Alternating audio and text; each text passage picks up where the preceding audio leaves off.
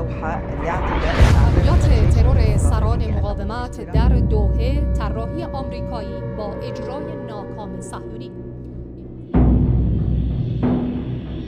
چرا امروز بعضی از کشورهای عربی تمسک به رژیم صهیونیستی کرده اند؟ او را واسطه قرار داده اند برای تقرب به امریکا، چون برای ناپایداری وضع خودشون هست. بعضی از کشورها ثروت زیادی دارن اما اقتدار ندارن، جغرافیای مهمی دارن اقتدار ندارن. چرا ترامپ آل سعود را اینقدر تحقیر میکنن؟ این حرف ترامپ را شما شنیدید؟ خطاب به آل سعود گفت که اگر ما نباشیم 2 هفته شما نیستید. We protect Saudi Arabia. Would you say they're rich? You might not be there for 2 weeks without us.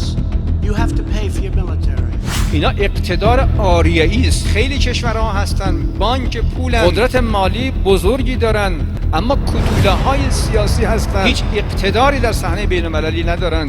کتوله‌های سیاسی هستن، هیچ اقتداری در صحنه بین‌المللی ندارن. ایران هم قدرت دارد در درونش به دلیل دارا بودن ملتی بزرگ و فهیم و بسیط، و هم در ابعاد صنعتی قدرت دارد، اما مهمتر از همه اینها اقتدار دارد.